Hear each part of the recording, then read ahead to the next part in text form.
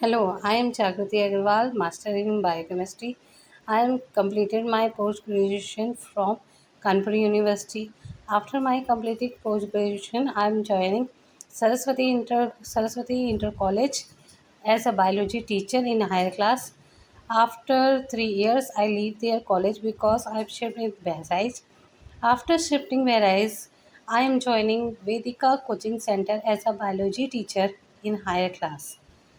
I want to teach in an academy because an academy provide me huge student for teaching and enhancing my experience and also help me sharp my skills.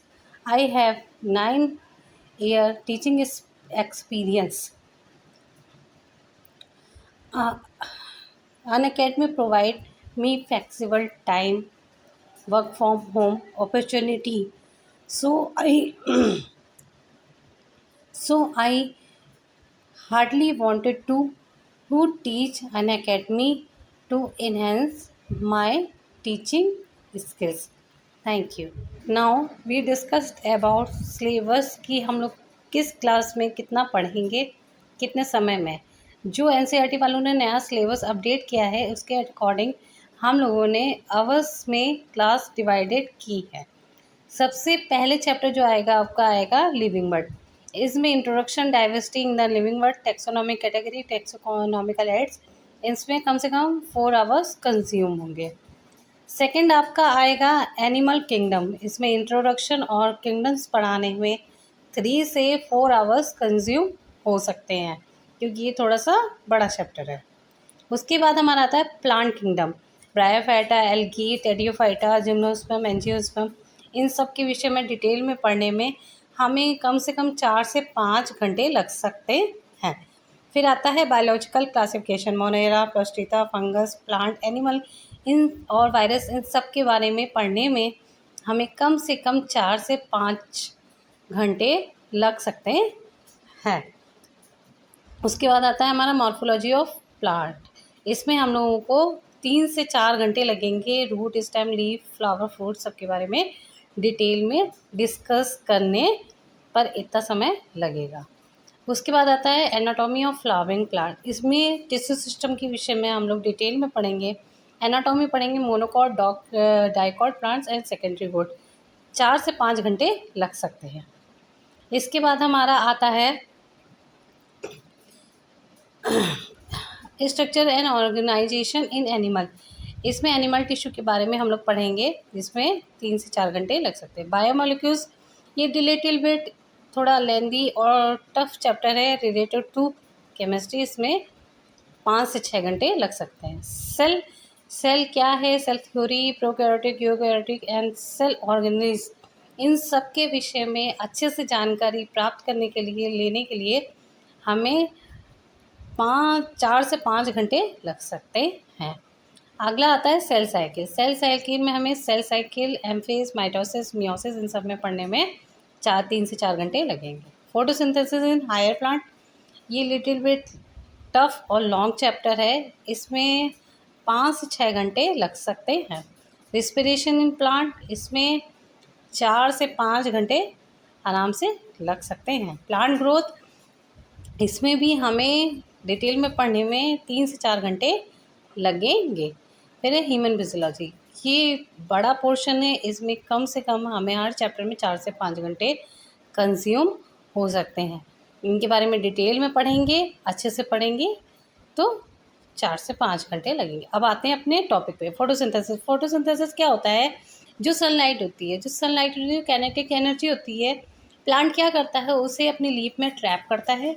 Trap करने के बाद उसे kinetic energy को किस में convert कर देता है? केमिकल एनर्जी में। और केमिकल एनर्जी किस में स्टोर हो जाती है? हमारी ऑर्गेनिक फॉर्म में, जो बाद में मेटाबॉलिज्म के थ्रू कंज्यूम होती है।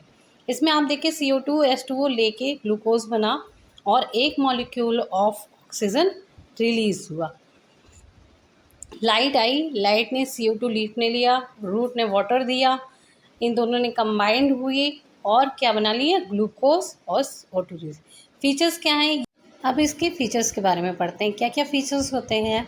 ये एक फिजियोकेमिकल प्रोसेस है, प्लांट के बॉडी के अंदर हो रहा है, ठीक है। इसमें प्लांट के टिश्यू भाग लेते हैं, लीफ पार्टिसिपेट करेगी, सनलाइट आएगी, लीफ पे पड़ेगी, वो कंज्यूम करेगी CO2, ग्लूकोज बनाएगी।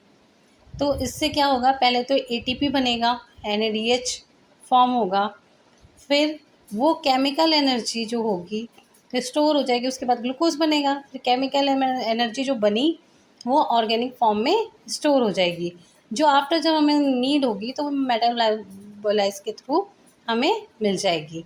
कार्बन डाइऑक्साइड कंज्यूम होकर ऑक्सीजन रिलीज करेगी। C और C बॉन्ड फॉर्मेशन होता है, 6 मॉलिक्यूल ऑफ कार्बन कंबाइंड होके क्या बनाएंगे, ग्लूकोज। और बॉन्ड फॉर्मेशन हो रहा है तो आप लोग केमिस्ट्री में पढ़े हुए हो कि कुछ बनता है तो क्या होता है, एनाबॉलिक प्रोसेस होता है, और जब कुछ टूटता है तो क्या होता है, कैटाबॉलिक प्रोसेस होता है। तो इसमें क्या होगी, ये कौन सी फोटोसिंथेसिस कौन सी रिएक्शन होगी, एनाबॉलिक रिएक्शन होगी।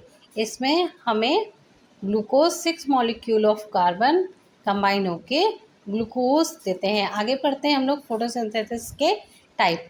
एक लाइट रिएक्शन होगी, एक डार्क रिएक्शन होगी। Light reaction presence of light में होगी, और डार्क रिएक्शन ज़रूरी नहीं है लाइट हो या ना हो, उसको कोई फ़र्क नहीं पड़ता, वो डार्क रिएक्शन होगी। लाइट रिएक्शन जो होगी थैलेकॉइड में होगी। थैलेकॉइड में लाइट रिएक्शन के थ्रू NADPH प्लस ATP बनेंगे और हाइड्रोजन ग्रेडियंट स्ट्रोमा में कंडक्ट करेंगे, जिससे क्या होगा कि आगे रिएक्शन कैल्विन साइकिल जब स्ट्रोमा में जाएंगे तो स्ट्रोमा में क्या होगा, यही NADPH ATP और हाइड्रोजन जो कंडक्ट हुए हैं प्रोटॉन, वो कंबाइंड होके, भाई ATP और NADH तो हमें एनर्जी के लिए कंज्यूम होंगे, और जो हाइड्रोजन प्रोटॉन है वो कार्बन से कंबाइंड करके क्या बना लेगा, ग्लूकोज बना लेगा। स्ट्रोमा में जो ATP NADP स्ट्रोमा में गए, वो कार्बन डाइऑक्साइड लिए, उसके थ्रू उन्होंने क्या बनाया, 1 मॉलिक्यूल ऑफ ग्लूकोज। ये साथ जो डार्क रिएक्शन होगी वो डिपेंडेंट होगी लाइट पे। Thank you.